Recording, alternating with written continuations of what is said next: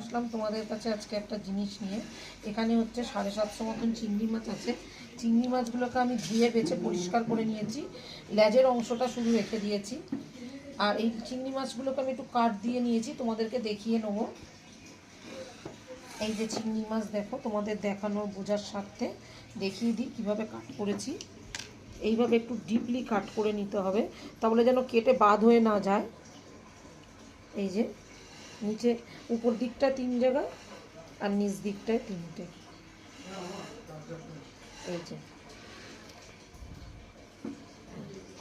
এরকম করে 3টে কাট দিয়ে নিতে হবে।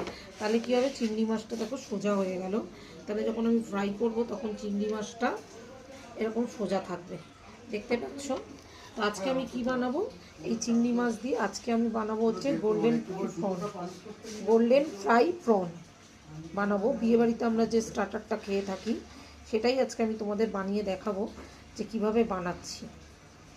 তার আগে চিংড়ি মাছটাকে ভালো করে ধুয়ে বেছে আর এ করে নিতে হবে। এই যেরকমভাবে সোজা হয়ে যাবে চিংড়ি মাছটা।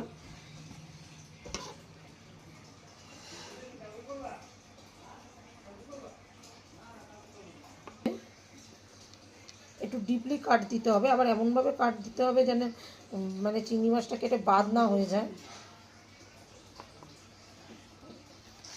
দেখো প্রত্যেকটা চিংড়ি মাছ কি সুন্দর সোজা হয়ে গেছে। আমি প্রত্যেকটা চিংড়ি মাছও এইভাবে কেটে নিয়েছি। তো এইবার হচ্ছে এর ম্যারিনেশনের পালা। ম্যারিনেশন করতে লাগবে হচ্ছে এই যে আমি একটা 1.5খানা লেবু এখানে নিয়ে নিয়েছি।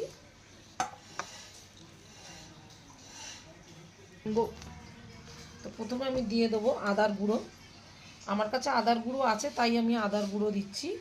আদা রসুনের গুঁড়ো দেবো, তোমাদের কাছে যদি না থাকে তোমরা বেটে দিতে পারো আদা রসুন। এবার দিয়ে দিলাম রসুনের গুঁড়ো, তোমরা বেটে দিও অবশ্যই। দিয়ে দেবো ঝাল লঙ্কার গুঁড়ো, দিয়ে দেবো এখানে গোলমরিচ গুঁড়ো, দিয়ে দেবো সামান্য গরম মশলার গুঁড়ো, আর দিয়ে দেবো হচ্ছে জিরের গুঁড়ো, কাঁচা জিরের গুঁড়ো আর ধনের গুঁড়ো, আর দিয়ে দেবো স্বাদ অনুযায়ী লবণ দিয়ে দিলাম। এবার এগুলোকে ভালো করে ম্যারিনেট করে আমি 1 ঘন্টার জন্য রেখে দেবো। তোমাদের হাতে যদি সময় না থাকে সেক্ষেত্রে তোমরা 10-15 মিনিট ম্যারিনেট করে রাখলেই হবে। রেখে দিলাম। যত বেশি ম্যারিনেট করা যায় তত বেশি স্বাদ হয়। চলো এই যে দেখো সুন্দরভাবে ম্যারিনেট হয়ে গেছে।